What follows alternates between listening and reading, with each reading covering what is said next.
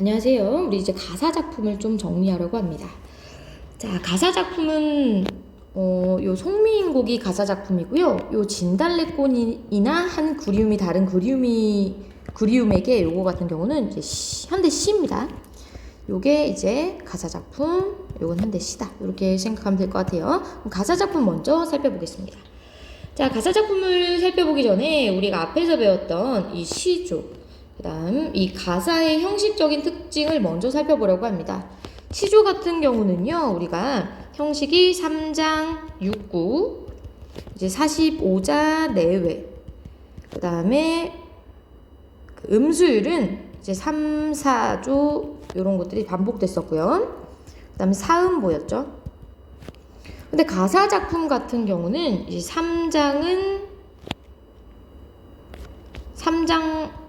3장이 아니라 3단 구성이고요. 이제 뭐 6구 45자 같은 거는 없습니다. 그러면서 3, 4조. 그러니까 글자 수는 비슷하고요. 사음보 4번 끊어 있는 게 연속되는 사음보 연속체다. 자, 그럼 같은 것과 다른 것을 좀 비교해보자 이겁니다. 시조는 결국 3장 6구 45자 내외이기 때문에 굉장히 짧은 형태임을 알 수가 있는 것이고요. 가사는 그런 글자 수의 제한이 없기 때문에 길다, 글자 수의 제한이 없는 긴 그림을 알 수가 있는 겁니다. 자, 시조 3장은 초장, 중장, 종장이라는 이름을 가지고 있으면서 종장의 첫 구가 3음절로 고정된다라는 정형적인 이제 형식의 제한을 갖고 있는데, 가사 같은 경우는 3단 구성으로 되어 있어요. 이거 이름이 조금 다릅니다. 서사, 본사, 결사 이렇게 이름이 다르다라는 걸 아셔야 되겠고요.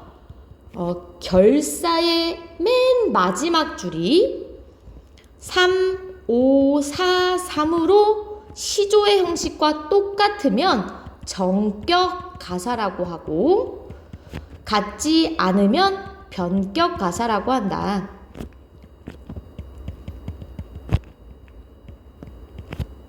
정격은 격이 정해졌다라고 하는 것이고요. 변격은 격이 정해지지 않았다. 시조의 형식과 동일하면 정격 가사, 동일하지 않으면 변격 가사, 요런 식이 정해져 있다. 요렇게 생각하면 되겠습니다. 어쨌든 이런 식으로 사음보가 쭉 연결된 형태가 가사, 즉 조금 길어진 형태가 가사 작품이다. 이렇게 생각을 하면 될 것 같습니다. 한번 내용을 한번 봐보겠습니다. 이 송민곡은 대표적인 양반 가사이면서 서정 가사입니다. 서정 가사라는 게 뭐예요? 정서를 표현하는 글, 나의 기분, 사랑, 나의 어떤 지금 느끼는 것들을 이야기하는 글이다. 이렇게 생각을 하면 될 것 같아요. 그러면서 충신연주지사입니다. 자, 우리 충신연주지사는 뭐였죠? 임금에 대한 어떤 마음을 표현하는 글을 얘기하는데요. 임금에 대한 어떤 충성심, 임금에 대한 사랑하는 마음, 연군지정을 표현하는 글을 우리가 충신연주지사라고 하죠. 이게 대표적인 충신연주지사의 대표적인 글이다 라고 보면 될 것 같아요.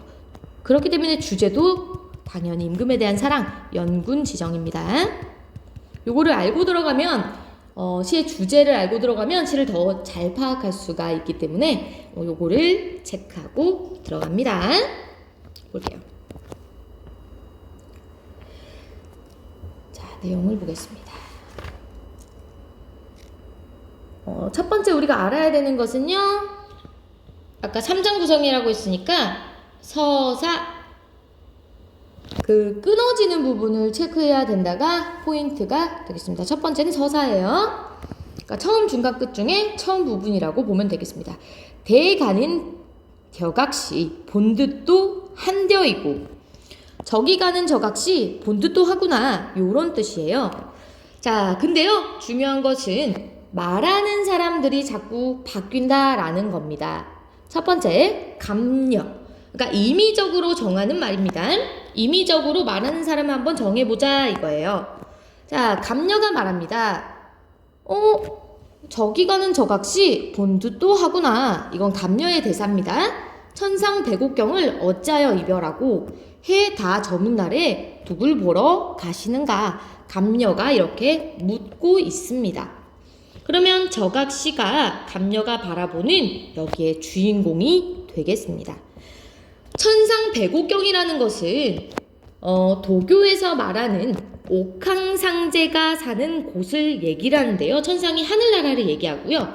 백옥경이 옥황상제가 사는 궁궐을 얘기하기 때문에 비유적으로 임금이 있는 한양의 궁궐을 의미합니다. 그러니까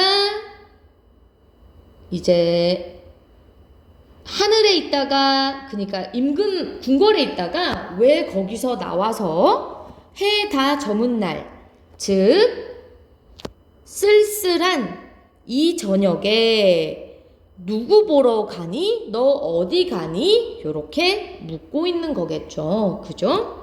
누구를 보러 가시는고라고 묻고 있습니다. 자, 어와 너구나 이내 이야기를 들어보. 그럼 여기서부터 얘기를 하는 부분은 누구겠습니까? 맞아요. 이제 을려로 얘기가 되는 주인공이 되겠습니다. 그러면 감녀의 역할은 무엇이냐 하면요. 감녀는 여기서 질문을 하는 보조적 화자 역할을 하겠습니다. 질문을 해주고요. 을려 같은 경우는 하소연을 하는 역할을 합니다. 하소연. 야, 내 이야기 들어봐. 내 이야기 들어봐. 자, 을려는 과거의 이야기를 먼저 합니다. 내 모습, 이 거동이, 그러니까 내 행동이 요거를 얘기한다는 거죠. 자, 과거의 나의 모습은 어땠냐 하면 이미 좀 예뻐할 만 했다라는 겁니다. 사랑함직 한가마는. 어쩐지 그때의 나를 보시고 임금님은 어떻게 여겼다?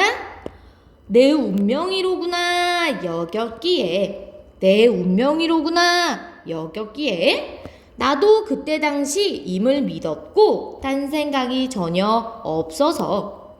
자, 과거에 나는 어땠다고요?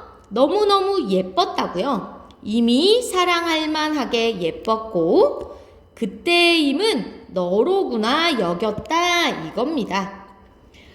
그래서 자기도 어떻게 했다? 님을 믿었다. 딴 생각 전혀 없었다. 요게 과거의 그 당시의 상황이었습니다. 과거의 상황이요. 그래서 어떻게 했다? 자, 문제는 바로 이거예요. 이리야 교태야 어지러이 해뒀던디. 아양이야 교태며 어지럽게 했다. 그래서 문제가 생겼다는 이야기입니다. 자, 우리 항상 이렇게 현대어랑 이제 고전 어휘랑 연결을 해줘야 되는데 선생님이 현대어를 이렇게 먼저 해석을 해준 거는요. 이거 자체를 이해를 못하는 친구들이 많았기 때문이에요. 자, 그럼 다시 왼쪽으로 넘어가 볼게요. 자, 어와 너구나 이내 사설 들어보. 그럼 이내 사설이 바로 이야기겠지? 내 사정, 내 이야기. 내 얼굴. 그러면 이 얼굴이 모습이라는 단어겠고요. 이 거동은 내 몸가짐, 모습. 괜찮죠? 님 괴얌. 님이 자 괴다가요 사랑하다거든.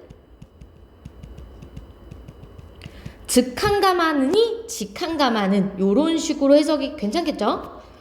어쩐지 어딘디 날 보시고 너로구나 생각하실 때 여기시기에 나도 님을 믿었고 군붓 쓸데없는 뜻이 전혀 없어서 이리야 교태야 아양과 교태 어지럽게 하였던지.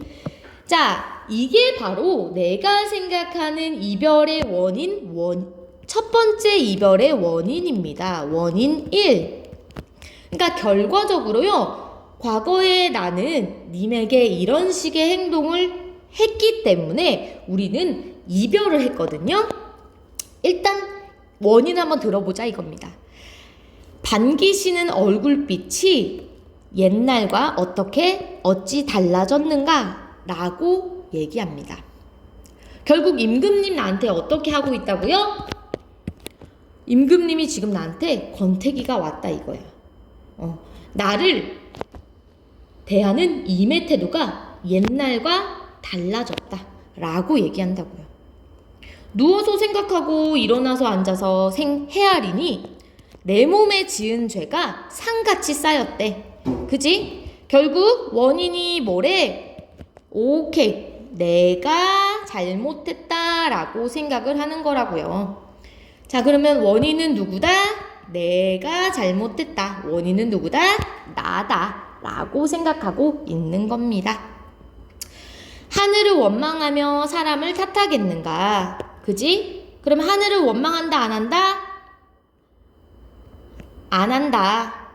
사람을 탓하겠는가? 서러워 생각하니 조물주의 탓이로다 라고 얘기하고 있습니다. 자, 여기서는 하늘이라 원망하며 사람이라 허물허랴. 그러니까 사람, 님 탓은 할 수는 없고요. 서러워서 아무리 생각하니 결국 원인은 누구? 조물주 탓이래. 탓 안 한다고 했으면서 결국 탓할 사람이 없잖아. 그지? 그래서 조물주 탓이다. 하늘의 탓이다. 이렇게 얘기하고 있는 겁니다. 다시 거꾸로 가볼게요. 반기시는 얼굴빛이 낯은 얼굴을 이야기합니다. 얼굴. 얘와 어찌 다르신고 누워서 생각하고 일어나 앉아 해여허니 해다가 생각하다 라는 의미예요. 내 몸에 지은 죄가 뇌같이 같이 지규법 뇌는 산이었죠. 쌓였으니 하늘이라 원망하며 사람이라 허물어라. 자, 요런 거 전부 다 대꾸법 문장 구조의 반복으로 봅니다. 서러워서 풀어서 생각하니 조물의 탓이로다 라고 얘기하면서, 자, 우리가 기억해줘야 되는 건 바로 이거예요. 하늘의 탓으로 돌리는 것은요, 고전 문학에서 운명론적 태도라고 돌립니다. 운명론적 태도라고 돌립니다. 오케이? 운명 탓으로 돌린다는 거지. 자, 우리 청산별곡에서도 누구를 마치던 돌인가, 뭘 마치던 돌인가 라고 하면서 그 돌의 의미를 어떤 운명에 대한 체념, 요렇게 돌렸던 것도 있거든요. 그런 식으로 운명론적인 어떤 태도를 보이는 부분이 있었다라고 볼 수가 있을 것 같아요. 두 개를 완전히 똑같다고는 볼 수는 없지만 요런 식으로 운명에다가 돌리는 태도는 같이 볼 수는 있다. 넘어갈게요. 자, 다시 한번 글란 생각마오 라고 하면서 감녀가 튀어나옵니다. 이 부분은 감녀가 어떤 역할을 하고 있는 거예요? 감녀의 위로. 자, 그러면서 바로 다시 을려가 맺힌 일이 있다 라고 하면서 다시 하소연을 합니다. 그러면 이걸 가지고 계속 대화체를 유지하고 있다라고 볼 수도 있는 거겠죠? 넘어갈게요. 계속 을려가 하소연을 하고 있네요. 님을 내가 옛날에 매시고 있어서 모셔봐서 그 임금님의 일을 내가 잘 아는데, 임을 모셔봐서 임의 일을 내가 아는데 그 물 같은 얼굴이, 자, 물은 워터, 그렇게 연약하고 예쁜 이런 뜻이에요. 투명한 얼굴이, 투명한 몸이, 자, 이 얼굴은, 자, 낯이 얼굴이고 그 당시에 얼굴은 몸이었다 얘들아. 이거 정말 중요한 단어예요. 단어의 뜻이 아예 달랐습니다. 언어의 역사성. 편하실 적이 몇 날일고.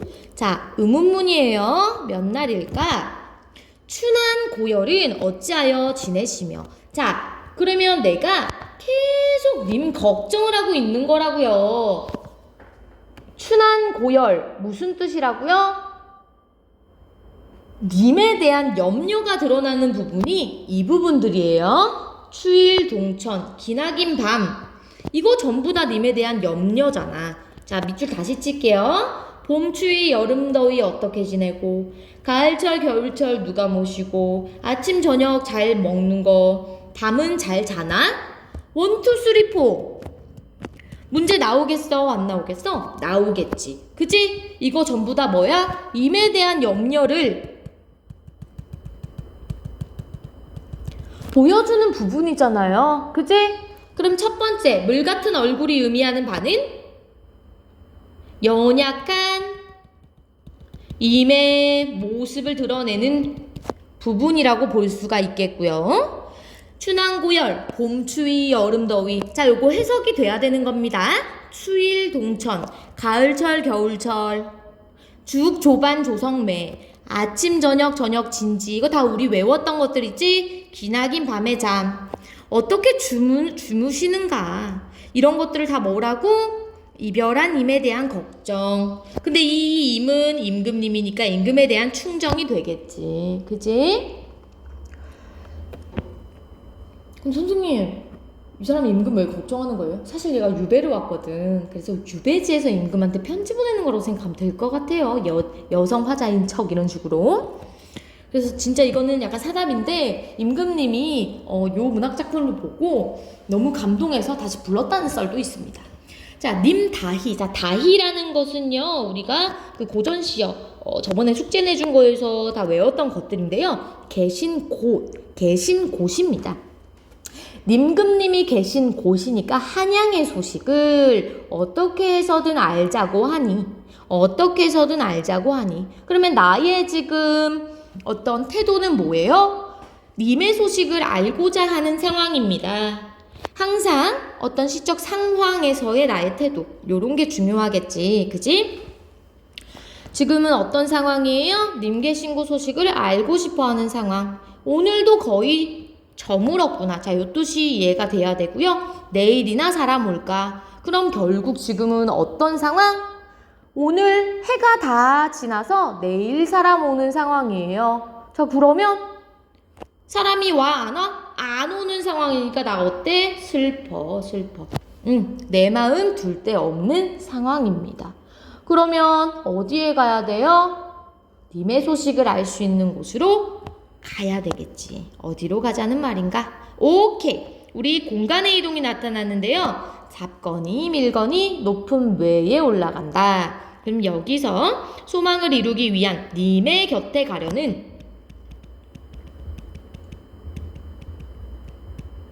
자, 노력이 드러납니다. 왜? 산에 가고요. 공간의 이동.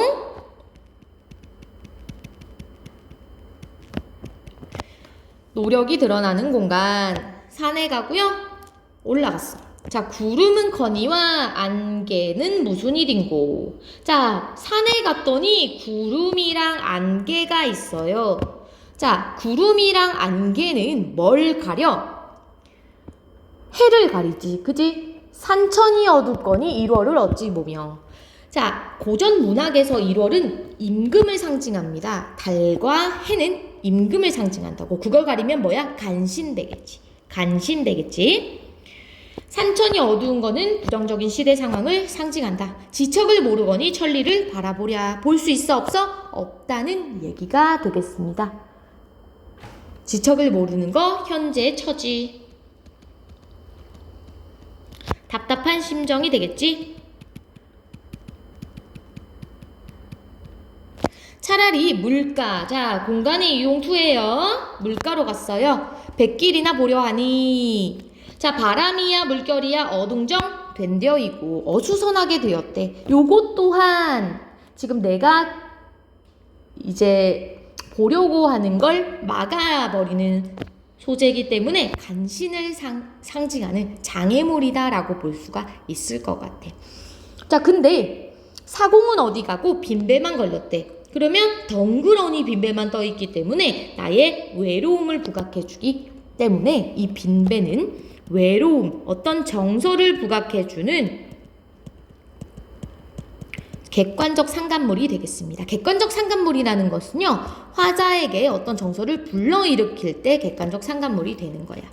강천에 혼자 서서 지는 해를 굽어보니 지는 해 시간의 흐름이 드러났네요. 님 계신 곳 소식이 더욱 아득하다.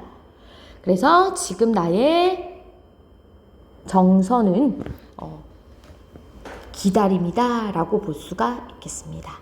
자, 이제 집에 갑니다. 모첨 찬자리 초가집이 되겠고요. 자, 장소의 이동입니다. 반벽청등. 자, 요것 또한 객관적 상간물이 되는데요. 왜냐하면 아까 이 빈배 같은 경우도 나의 외로움을 부각해줬죠. 어떤 덩그러니 놓인 사물이 외롭게 해. 근데 반벽청등도 마찬가지거든. 누굴 위해 밝았는가가 돼버리잖아. 그지? 왜? 밝은데 의미 없거든. 외로움을 부각해주기 때문에 객관적 상간물. 오르며 내리며 해 뜨며 바자니니. 그래서 이제까지 님을 위해서 왔다 갔다 했던 행동을 얘기를 해주고요. 요거는 그러면 행동을 간추려서 우리가 낮에 했던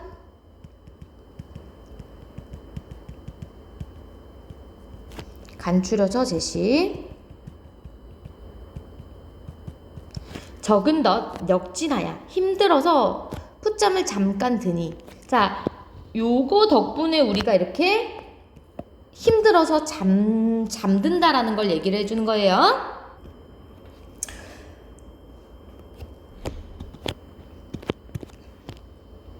역진이라는 것은 힘이 다했다라는 이야기야. 정성이 지극해서 꿈의 임을 보니. 자, 하도 돌아다니고 임 생각하다가 보니까 꿈의 임이 나왔대요. 그죠? 그러면 이 꿈이라는 것은 만남을 가능하게 해주는 매개체, 즉 임을 볼 수 있게 해주는 매개체가 되겠습니다. 임을 볼 수 있는 매개체.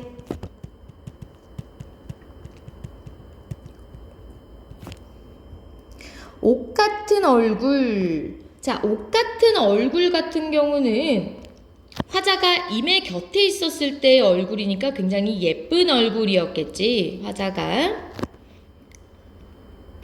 옆에 있었을 때. 근데 단이나마 늙어세라 이렇게 하는 걸 보니까 지금 헤어져 있을 때 지금의 모습을 지금 얘기하고 있는 것 같아요. 마음에 먹은 말씀 실컷 살회자 하니. 그러면 마음에 먹은 말씀은 이제까지 하고 싶었던 말을 얘기하는데, 자, 그걸 아뢰려고 하니 했다 못했다 눈물이 바로 나니 말씀인들 어이하며 정을 못 다하여 목이조차 매여하니. 목까지 매는데, 그지? 오전된 개성. 이거는 뭐냐면요, 이거 외우셔야 돼요. 오전된 개성. 방정맞은 새벽닭 소리에 잠은 어디 깨뒀던고. 결국 잠 깼다 안 깼다? 깨버렸다 이겁니다. 깨버렸다. 그러면 이 개성이라는 것은 립의 어떤 노력, 보고자 하는 노력을 방해하는 어떤 존재인 거지. 어떤 님의 노력? 이렇게 하면 안 되고, 이제 꿈에서 임을 보고자 하는 화자의 노력을 방해하는 소재. 그지? 요렇게 봐야 된다는 거지. 꿈에서 임을 보고자 하는 화자의 노력을 방해하는 소재. 됐죠? 자, 그래서 꿈속에서 임을 만났다. 여기까지가 이제 본사 끝입니다. 본사 끝. 생각해보니까 내가 본사 시작을 얘기를 안 해줬네. 글란 생각 마오. 여기가 이제 본사 시작이에요. 본사 시작.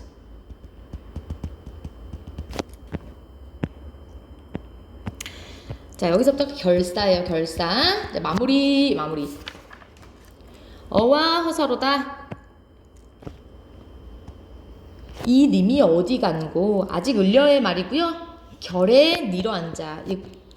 아직 잠결이야. 이제 깼고요. 잠결에 일어나 앉아서 창을 열고 바라보니 어여쁜 그림자가 날 돋칠 뿐이래. 결국 여기서는 좀 쓸쓸한 감정이 드러나죠. 그지? 어여쁜 그림자. 여기서의 어여쁜은요, 예쁜 그림자 아니야. 가엾다라는 뜻을 가지고 있어요. 단어의 뜻 자체가 달랐어. 가엾은 그림자가 나를 쫓을 뿐이다 라고 얘기를 하면서 이제 그림자는 진짜 나를 쫓을 수 있는 존재는 아니지, 조금 비유적인 표현이다 라고 볼 수가 있을 것 같아요. 잠깐만.